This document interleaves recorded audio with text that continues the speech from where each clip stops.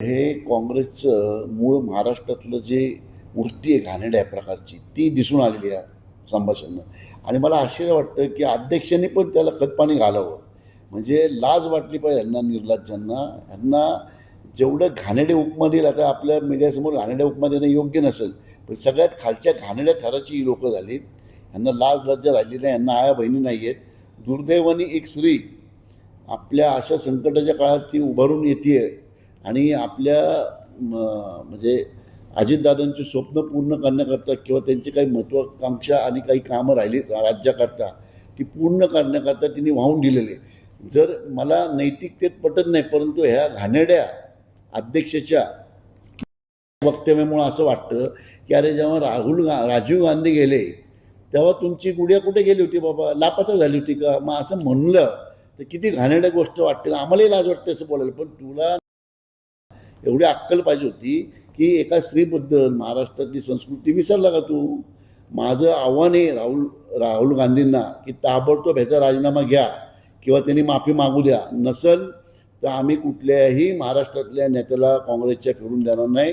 ह्याच्या पुढं जो काही काँग्रेसच्या नेत्यांवर आघात होईल, म्हणजे आम्ही काही असं वाईट करणार नाही, परंतु निदर्शन करून त्यांच्या तोंडांना काळ फासू कुठेही अध्यक्षाला आम्ही फिरून देणार नाही. आमचं राष्ट्रवादीच्या सगळ्या कार्यकर्त्यांना माझं आव्हान आहे की कुठं दिसेल तिथं त्याला काळं फासा आणि काय होईल ते बघून घेऊ. आम्ही आजही अजून 24 तास देणार आहे काँग्रेसला की तुम्ही याच्यावरती माफी मागा.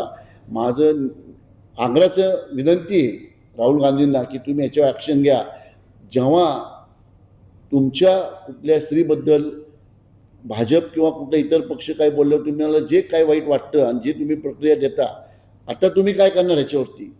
एका स्त्री अपघाती राजकारणात आली आहे, ती तिचं सावरती आहे, 6 महिनेसुद्धा झाले नाहीत आणि तुमचा अध्यक्ष असं बोलतो, त्याला लाज वाटत नाही का? तर तुम्ही ताबडतोब राहुल गांधींना माझं आव्हान आहे, ताबडतोब ॲक्शन घ्या.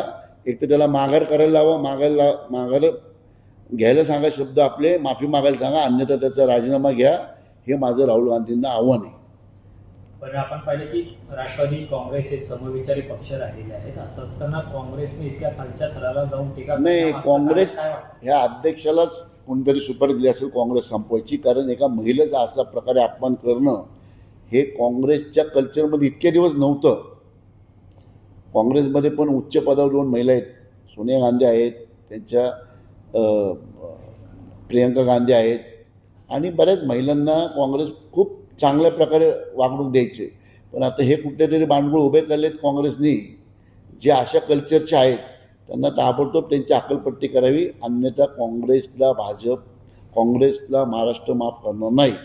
हे मी आपल्याला आवर्जून राहुल गांधींना माझं निवेदन आहे आणि मी पत्र पण पाठवणार त्यांना आजच लगेच की बाबा तुम्ही याच्यावर ॲक्शन घ्या, अन्यथा महाराष्ट्रामध्ये खूप मोठी तुम्हाला किंमत मोजावी लागेल. यापूर्वी इंदिरा गांधींवर सुद्धा अशा शब्दात टीका झालेली आहे आणि आज सोशल मीडियावर सुद्धा अनेक जण म्हणतात की इंदिरा गांधींनी त्यांच्या कामातनं चोख उत्तर दिलंय. तसंच काहीच उत्तर सुनेत्रा पवारही आपल्या कामातनं देतील. तेव्हा इंदिरा गांधींना म्हणजे राजकारणात येऊन खूप मोठी वेळ गेला होता, म्हणजे खूप लहानपणापासून त्या राजकारणात होत्या. परंतु आमच्या वहिनींचं काय झालं की अपघाती राजकारणात आले आणि इतकी मोठी जबाबदारी पडली आणि 6 महिने झाले. नक्कीच ते इंदिरा गांधीने महाराष्ट्रातले इंदिरा गांधी होतील हे आपल्याला येणारा काळ दिसेल. परंतु अशा वेळेस अशा ह्या वेड्या लोकांनी म्हणायला हरकत नाही आहे, अशा यांची तोंड यांना कधीही महिला माफ करणार नाहीत. महाराष्ट्रातल्या महिलांना अशा तऱ्हेने तुम्ही बोलताय, एक स्त्री आत्ता दुःखदनं बाहेरून सावरती आहे, तिला तुम्ही असं वक्तव्य करताय, हे तुम्हाला कधीही कुठलीही स्त्री माफ करणार नाही किंवा महाराष्ट्रातली जनता माफ करणार नाही. ह्या महाराष्ट्रातलं एक कल्चर आहे की स्त्रीच्या जातीच्या मागं राहणं, आणि हे काँग्रेसनी त्यांचं कल्चर घाणेरड्या प्रकारे हे जे व्यक्त केलेले हे ताबडतोब माघार ह्या शब्दातनं त्यांनी मागे घ्यावेत आणि माफी मागावी. हर्षवर्धन सरकार असं म्हणताय सुनेत्रा पवारांनी गुडिया नाही तर दुर्गा असल्याचं सिद्ध करा. ते सिद्ध होईल ना.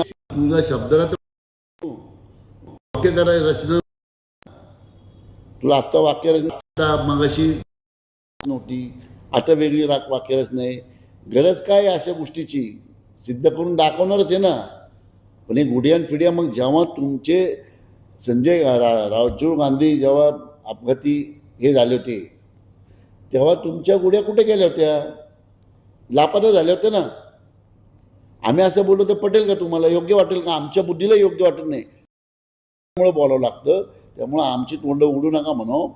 ताबडतोब तुम्ही माफी मागा, अन्यथा मी आज किंवा उद्या सकाळी राहुल गांधींना मेल करणार आहे की ताबडतोब ह्या अशा घाणेरड्या नेत्यांना पदावरून काढून टाका. पृथ्वीराज चव्हाण सारखे ज्येष्ठ नेते माजी मुख्यमंत्री राहिले, त्यांच्याकडून असं वक्तव्य येणं. हो, ते तर गॉन केस आहे, ती कामातनं गेलेली केस आहे. महाराष्ट्राचं वाटोळ केलं असेल कुणी तर पृथ्वीराज चव्हाणनीच केलेले, कामातनी गेलेली केस आहे ती. त्याची बॅटरी संपलेली आहे. म्हणून आपलं कुठं ते फडफडायचं म्हणून असे वाक्य करायचे आणि मीडियामध्ये हायलाईट व्हायचं. म्हणजे त्यांना लाजच वाटत नाही. पृथ्वीराज चव्हाणसारखा शिकलेला माणूस जर असं शेण खात असेल तर धन्य आहे. मग पवार साहेबांनी पण याबद्दलची भूमिका स्पष्ट करावी का? ते सध्या पवार साहेबांनी अशी भूमिका स्पष्ट करावी की जर का त्या अध्यक्षाला काढलं नाही किंवा माफी मागितली नाही तर मी आदरणीय पवार साहेबांना विनंती करेल की या आघाडीतनं बाहेर पडा तुम्ही, काँग्रेस सोडा. आता काँग्रेस कुठल्या लेवलला चाललंय पहा. तुमच्याच घरातल्या एका सुनेला असं जर बोलत असतील तर शरद पवारांनी पण काहीही करून तो काँग्रेस पक्षाचे पासून लांब झालं पाहिजे. जर तुमच्या सुनेला असं घाणेरडं वाक्य रचना काँग्रेसचा अध्यक्ष बोलतोय आणि तुम्ही जर ॲग्रेसिव्ह झाला नाहीत, तुम्ही काँग्रेसपासून लांब हो ना. तुमच्या घरातल्या एका सुनेला, महाराष्ट्राच्या एकी लेकीला जे आत्ता दुःखातनं सावरलेले, तिला जर हे वाक्य वापरतायत, ह्याचा अर्थ पवार साहेबांनी ह्या लोकांपासून लांब राहावं. त्यांना पण एक मुलगी आहे, राजकारणामध्ये आहे, तिच्याबद्दल पण हे लोक घाणेरडे असं काहीतरी बोलतील भविष्यात. म्हणून पवार साहेबांना पण माझी विनंती आहे, मी पत्रही पाठवणार पवार साहेबांना आजच, बाबा यांना तुम्ही माफी मागायला. महाराष्ट्रातील ताज्या बातम्यांसाठी बघत रहा टाइम्स टुडे टीव्ही. सोबतच शेअर करा, सबस्क्राईब करा आणि बेल आयकॉन प्रेस करा.